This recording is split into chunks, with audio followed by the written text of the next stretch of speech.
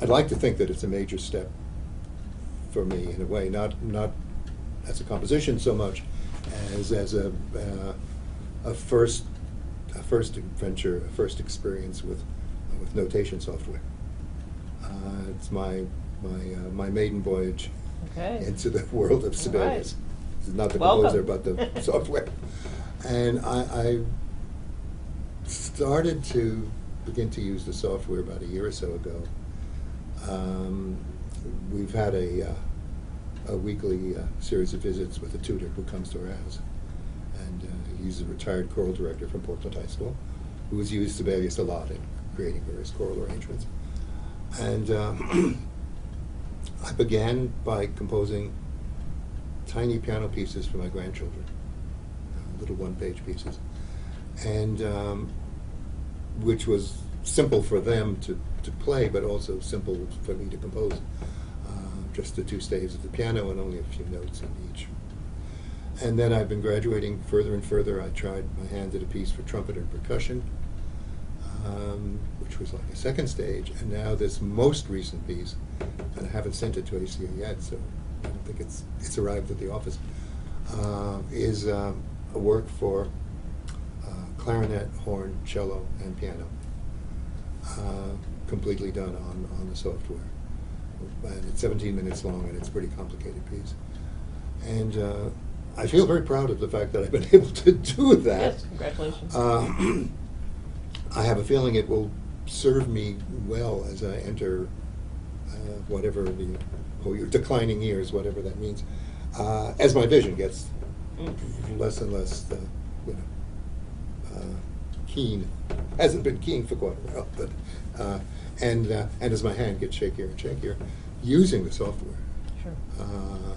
I mean, I've been spending the last few years trying to notate in my usual way, and I'd put something down on the manuscript paper, and I'd look and realize it wasn't the right pitch, and I'd erase it, and I'd try again, and oh, it's still not the right pitch. Partly visual and partly.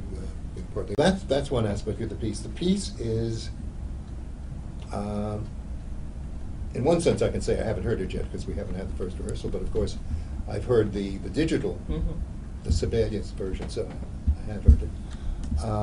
The piece is meant as a memorial to a former student who died this past year, and who was my first really great student, really talented, really incredibly musical, and who created a career for himself in the world of music. This was somebody named David Gamper, Sure. who Was that unexpected?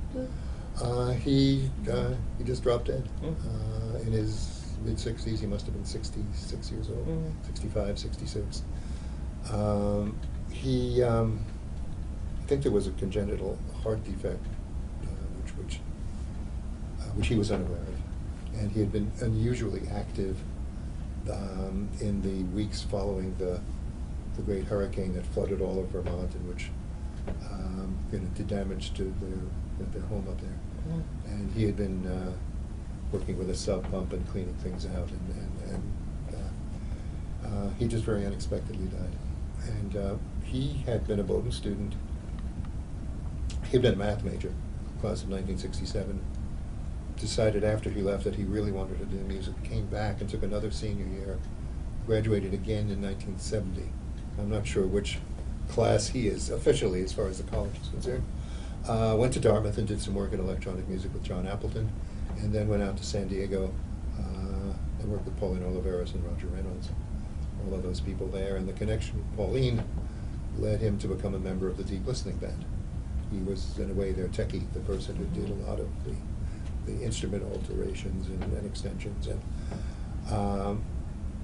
after his death, we met with Gigi, his wife, and listened to some of his old recordings, that is electronic music he had composed. And very interesting, really very good. And also it seemed fascinating that his interest in ostinati and loops and various echo effects was a very long-standing one. It went back even to his undergraduate years, because what he'd been doing as a grown-up, as a member of the Deep Listening Band, had been throwing sounds around to different loudspeakers and having tape delays, or the equivalent of tape now that it's digital.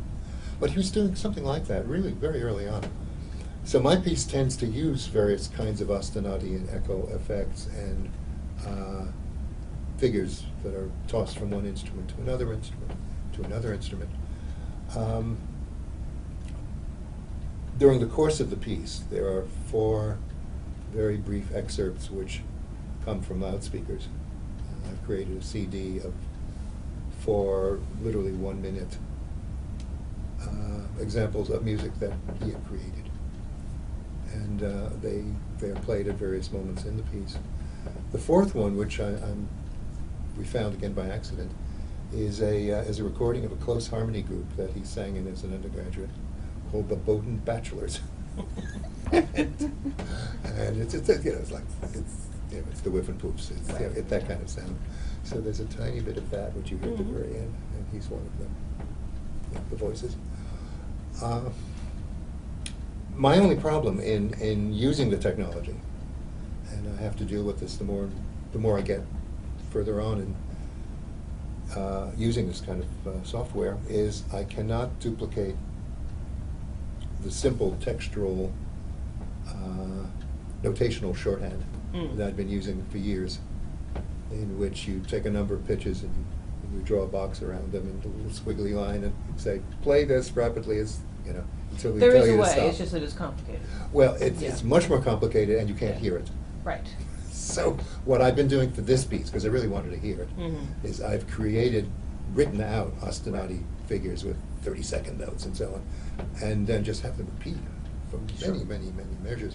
I think when I meet with the players, I want to tell them not to freak out about having to play these things literally. Right. Just to know that for all of this time, they've been given the basic pitch material, do what you wish with it, just keep playing rapidly. Because I really don't want people to agonize. Well, you can put some text over that. I think so, Yeah. easily. Yeah. Because I don't want them to agonize over accuracy Right. when that's not needed. But I think I'm pleased with the piece. It's going to be the next project. 2 of them. One will be a piece for chorus. Now this has an ACA connection too. A year ago, something of mine was done at the ACA festival, which involved artwork by Elliott Schwartz and an electronic soundtrack of mine, and 5 improvising players who were all students of mine, who are just wonderful kids. I really love them. We're taking away the improvising